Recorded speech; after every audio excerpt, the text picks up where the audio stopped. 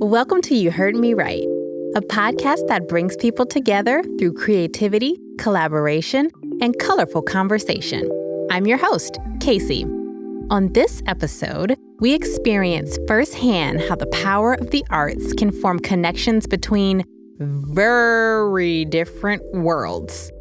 As a reminder, here's how the show works. We give a writer a theme, and they have 2 weeks to let that topic inspire a creative written response. That written piece is then given to 2 different audio artists who interpret the story using sound. After that, we all come together and discuss the creation process and the world we live in. The theme for today's episode is total silence.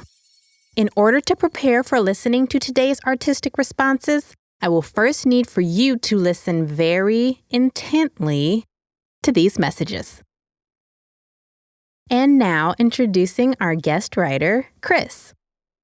My name is Chris Purdy, and I am the manager of Veterans for American Ideals, a project of Human Rights First. And we are a group of veterans around the country that advance the goals of human rights in our communities. So my first thought about writing this piece, the first thing that came to mind was one, how does one write a piece about total silence? That seemed kind of, both challenging and also, counterintuitive. And then, my second thought went to the song 4 minutes and 33 seconds by John Cage, where it's just someone sitting at a piano without playing it.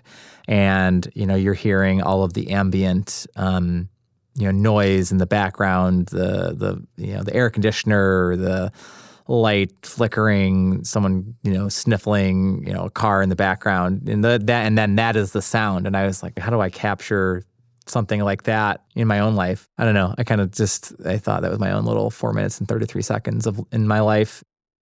Chris will now read his personal essay entitled Walk in the Dark. The walk from the trailer to the chow hall was nearly a mile if you followed the path through the concrete barriers that were built to protect against incoming mortar fire. You had to go through a winding maze of sleeping quarters and shower huts crammed between 10-foot-tall stone walls. Coming back from a mission, when you were exhausted and hungry, the last thing you wanted to do was to navigate through a labyrinth of noxious living areas and overflowing filth. You wanted to feel normal and fast. So if you were willing to risk leaving the protection of the fortified living area, you could cut that distance by more than half by walking through open ground directly to the dining facility, or DFACT it was called. On most nights, and it was always nights because that's when you worked, it was too hot otherwise. The walk across the field was so quiet and tranquil, you might as well have been back home on a hike. It was an expansive void where the lights from the living areas were blocked out by the walls and you could see every star in the galaxy. In the fall sky, the constellation Draco would light up the path past a bombed-out building that doubled as a latrine. It would lead you, winding through rubble, sand sliding underfoot, alone towards the only place that made you feel normal, like you're a real person. Walking, sometimes you would run into a friend and stroll along quietly before going your separate ways. Sometimes the mortar siren would pierce the vacuum of the night air and you'd run for the nearest stone or dip in the ground for cover, knowing that the open field provided no protection. But most days you walked alone, in silence, trying to get to your destination, just waiting for it to be over. We feel so honored to have Chris's unique perspective on the podcast, and I would encourage you to check out the amazing service that Veterans for American Ideals provides. After we shared Chris's essay with our 2 audio artists, we could not wait to hear what the silence sounded like to them. Ooh. First up is Seersha. Hey, I'm Seersha. I am a retro pop wave artist, producer, composer, and content creator based in Atlanta, Georgia. I was so fascinated by the whole idea of writing a piece of music or some kind of sound design based on someone else's writing, on someone else's perspective.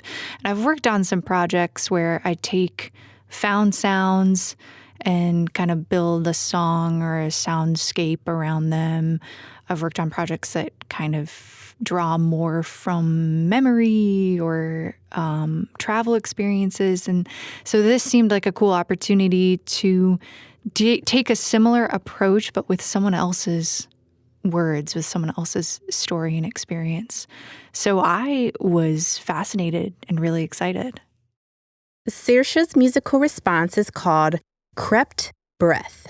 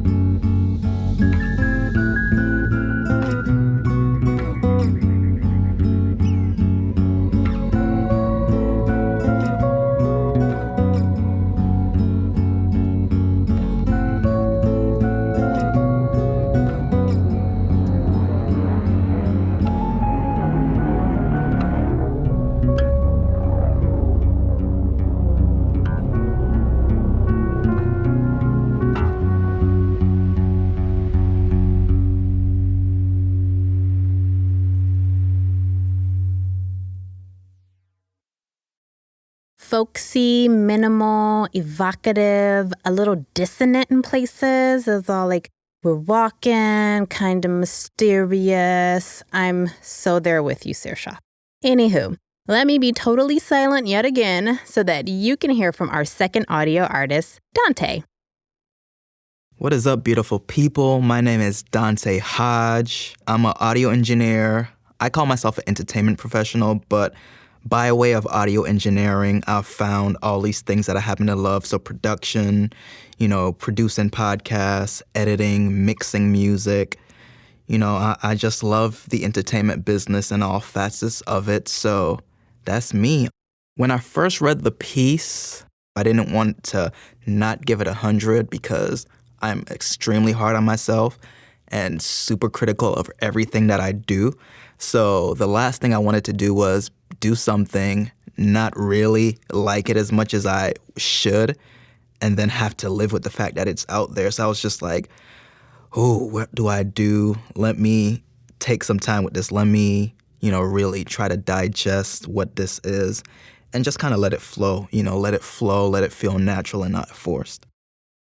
DonTae's composition is entitled A Walk to Freedom.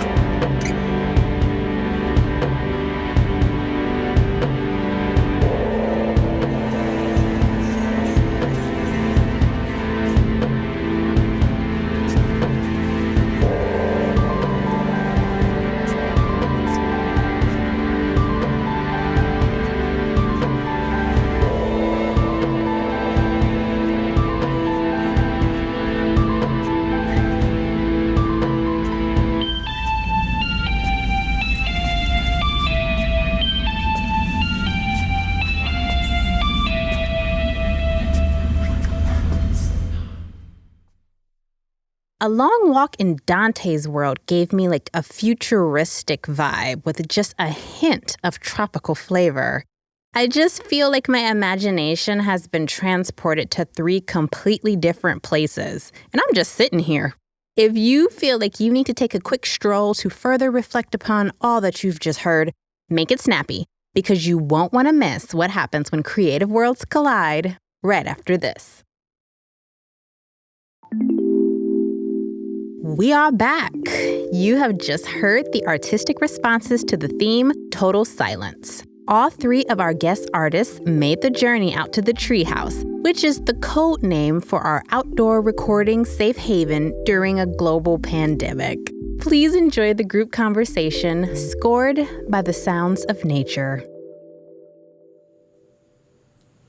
Hey, Chris and Seersha and DonTae. Thank you all for being here. You're actually our second shoot of the day, and can I just start out by saying the weather right now is gorgeous. It's like, this is the perfect time to do this, too. It is. We got the good time slot, I feel like. I know I was a little salty about not being the first, but now I feel good about it. It's like golden hour almost. Not quite, but we'll take it. Well, I think golden hour and the sun starting to set is a perfect time to discuss walk in the dark. Chris, what are your thoughts about the audio responses to your essay? Yeah, I mean, I think the first piece I thought was very like, I mean, I like the soft music like that, like I don't know, maybe lo-fi is not the word, but I like that style of music just as a person on a personal level, and it did kind of remind me of like, you know, desert sunsets and you know, solitary kind of thinking. I think in the first piece there was like a plane sound or something like that. The second one was really interesting because, you know, the first piece evoked sunsets for me. And the second piece evoked like darkness and, you know, walking alone through the darkness. And there was, I think, like a sharp kind of break in there, and that kind of was jarring. I don't know, my mind kind of was kind of caught off guard by that, which I guess is kind of appropriate given the kind of the theme that I was going, or the way I was going forward with my piece. So, yeah, I don't know. I think they both had really good elements. Cool. You know. Yeah, I got the privilege of hearing your piece first, DonTae, and that was one of the things that really struck me was that we both use these ambient sounds to create some atmosphere, and that tension and release was definitely there. That interplay between that scene that Chris described of being out walking, but still having in the back of your mind going back to the camp and the bombers and just all of that interplay. And I think sonically there's a lot of cool similarities in how we approached it. Yeah, I picked that up too, because what's interesting is when I first started on the piece, I was wondering if I was interpreting it the wrong way. And as I played with it and I read it more and read it over and over again, I was like, okay, I think I see what Chris is trying to get across. You know, I saw the tension. So at first, I just had that first piece, and then I added like that distorted synth at the end, because I was like, there has to be that thing that just sounds like, what is this in there? You know, and then the ambient sounds, like when I heard that on yours, like I kind of smiled on the inside. I was just like, it's interesting how we both kind of ended up at that place. You know, because I added that at the last minute too. I was at the studio and I was like, I just feel like it needs that. And that was just me literally walking around in the booth, you know, and just doing like stuff, just dragging my feet. And, you know, I'm happy with the way it came out, and hearing yours kind of gave me that confirmation of, okay, I think I at least went in the right direction. Of course, I think you knocked it out of the park, you know, but yeah. That's so kind. Very mutual feeling. When I heard the footsteps, I was like, oh, man, I thought about doing footsteps and I was like, I'm not going to do the footsteps. I wish I would. I love how you used thank you. the Foley there. Yeah. And let me ask you this. that's real instrumentation. Yes, Okay. I played. For some reason, I gravitated towards guitar. Yeah. For this track, I think I was imagining, and I want to know what you were seeing in your mind reading Chris's piece, but I was imagining being in the desert. And that put me, I thought, what instrument would I have out here? And it would be my guitar. So I just picked up my acoustic and started there. Yeah. And we both have some keys in there, I think. Yeah, with kind of a similar tonality in a way, which is really interesting. Yeah, very interesting. I love your perspective on the desert. I did not see that. I was actually picturing like him walking through a city. So, yeah, that's why I wanted it to sound a lot more synthy and computer more than anything. So, but I do see your perspective, and I love your perspective, you know. Cool. I think that's really dope. You know, I'm kind of wishing, I only play the piano, but I wish I had got like some real keys in there now, because everything was just electronic. So listening to yours, I'm like, man, I wish I had like did this, did that. Oh, well, to be clear, thank you for inspiring that. It is a VST though. It was a VST. Yeah. Oh, that's it's a good adjective keys. So even being someone who produces things, engineers all the time, I was very nervous when I got the piece. So I'm curious, Chris, how did you feel as someone not necessarily a writer, even though I think you killed it? Nicely done. How did you feel about it? Like, were you nervous? Did you have apprehensions? Did you think about backing out? What were your thoughts? No, I don't know that I guess what were my thoughts on this is interesting. I know that you've been working on this project for a while, and I was really excited to, see this come to fruition. And I was honored that you asked me. In my work,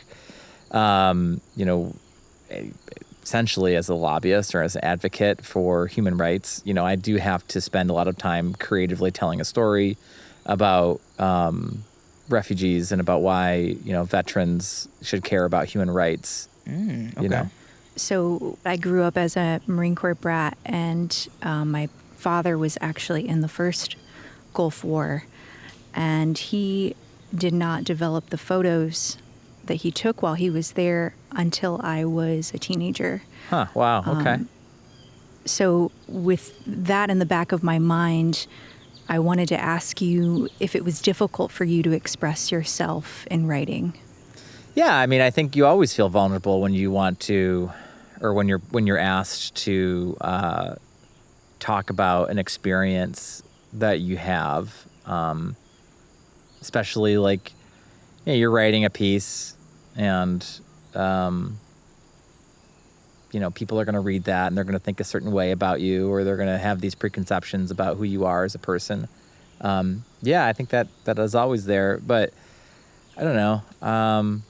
I've had enough people yell at me or try to make me feel bad in my life that all right, if you didn't like the piece, whatever. My dog still loves me. So, I was anxious about writing something about my time in Iraq, because I think people who haven't served in that area have this idea that it's all action all the time, and it's it's really super dangerous, and people come back and they're broken from their experiences, and there is an element of that, but I don't know. I was anxious. If anything, I was anxious about is would an artist be able to kind of see through that easy out to make a Rambo style piece and be a little more thoughtful and what it actually is like to be in a combat environment and in a war zone, and to kind of pick up on the nuances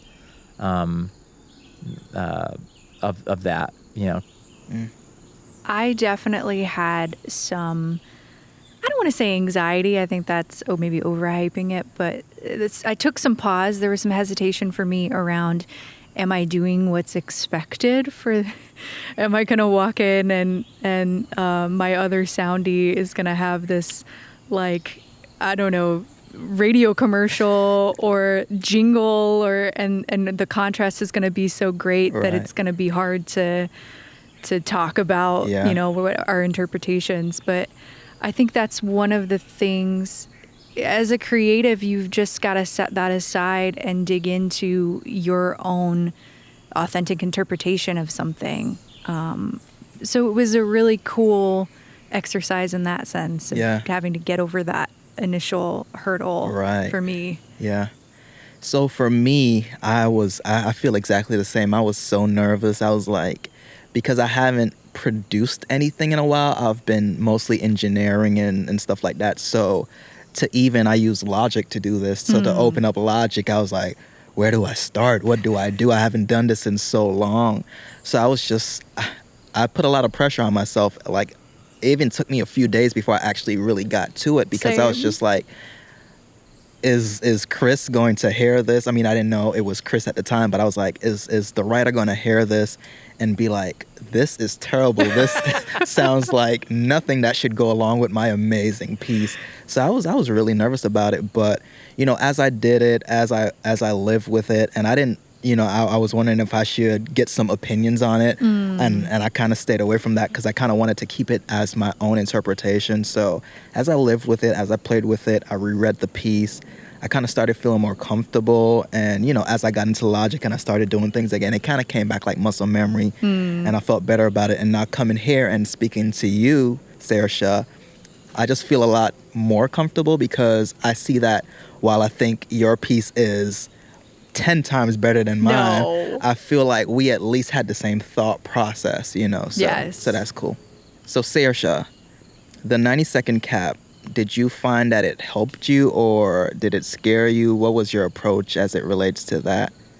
I was definitely surprised when I first saw the limit. Yeah. And I think if I would have had, let's say, 3 to 4 minutes, I would have gone with a more traditional song structure. So the cap was really cool in that I decided to tap into more of my compositional skill set and think about scoring the scene that was happening that Chris was describing. So in the end, it really ended up being a limit that allowed me to expand my creativity into a different lane, which was cool. Yeah, I agree, because, I mean, coming from a music background, nothing is ever shorter than maybe 2.5 minutes, right? So I was like, I'm accustomed to, you know, songs having parts, it going somewhere, coming back to another place. So I was just like, I've never created anything that's 90 seconds, you know? So it was a great challenge, and I think it kind of stopped me from probably overthinking it, because if it was longer than that, I would have wanted parts, it doing this, it coming back here. So I agree. That's a great point. I'll be the first to tell you, I don't know much about art, or I am not the most, I don't appreciate a lot of the talents I think that people give just because I don't understand it. But that doesn't mean, and I think this is a thing that our society in general needs to work on. Just because one doesn't understand a thing doesn't mean that one can't value its contribution to society. And art has a major contribution. It's expressive. It offers an outlet. It allows people to express things that they otherwise wouldn't in a real, raw, you know, emotive way. Yeah, and that's why I think this podcast is so amazing, because, you know, it's making us have conversations in a different way, and it's exposing the fact that we are more alike than we think, you know, because we were able to tap into some of the same things, and while the pieces were different, the thought process and even some of the elements were very similar, you know. So I think that's so cool. So in this piece that we were responding to, we both ended up imagining a character in a certain location in a scene. So for me, it was the desert, and you were imagining kind of a futuristic cityscape. Yeah. Is there a place where you, whether it's real or imagined, is there a place that you go to get to that sense of peace, where silence is a welcome respite? There's 2 places I think that come to mind. I love Rincon, Puerto Rico, which is on the western part of the island, and I've already, I think, booked an Airbnb for next summer. Hopefully, we can be able to go. Yeah. The other place is Spain. I really do like Spain. I lived there for a year, and so I try to go back as much as possible. The eastern part of the country, Valencia and Barcelona, and that I'd like to go back to there. So. Yes, the one place I can think of, like, right off the bat is back home. I'm from the British Virgin Islands, so, I just think about being on the beach. Being on the beach. You took mine. I did, yeah. Yeah, just being on the beach and specifically being on the beach, because where my grandma lives back home, it's right across from the beach.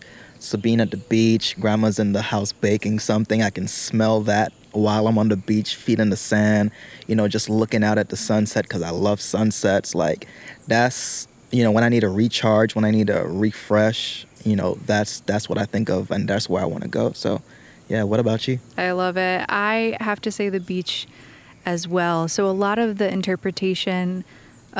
my interpretation of Chris's piece comes from growing up as a Marine Corps brat. And we spent about 5 years in Okinawa, Japan, and actually Hawaii, Kaneohe Bay as well when I was a little kid. Nice. And my memories of the beach are just so strong and so fond that any beach, or really anywhere that I can be by water, that's my recharge space. Yeah. I love a good beach vacation, and especially a beach where there's nobody there. So it's just don't talk to me, people. I just want to sit here and drink my Captain and Coke and just go swimming. That's what I want to do. Well then, Chris, I'm surprised that you didn't write about the total silence that you enjoy on your beach vacations. And much like your artistic responses, this conversation has been quite the journey. Yes. New episodes of You Heard Me Right will be dropping weekly on Thursdays, so make sure to follow, subscribe, share with your friends, share with your enemies. Maybe if they like the podcast, you won't be enemies anymore. That'd be kind of nice. So yeah, I guess meet us back here next week, where a theatrical director, film and television composer, and master percussionist will tackle a theme that can have many meanings, because it's a homograph. We'll hear you later.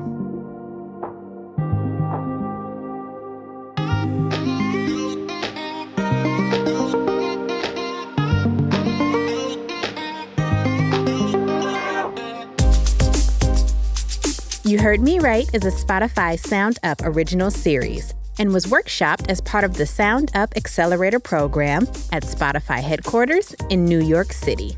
From Could Be Pretty Cool Productions, this episode was produced and edited by Casey Willis, with help from Cooper Skinner and Jacob McCoy. Mixing and sound design by Cooper Skinner. Our executive producers are Casey Willis, Cooper Skinner, and Lexi McKay. Our writer and story editor is Caroline Baxter, and our production accountant is Simone Brown. Special thanks to Greg at Listen Up Audio, Kanye Willis, Remy, and Bema. From Spotify, executive producers Gina Delvac, Baron Farmer, Natalie Tulloch, and Jane Zumwalt. For more information about today's guest artists, visit us at heardrightpod.com or follow us on IG at heardrightpod. Thanks for listening.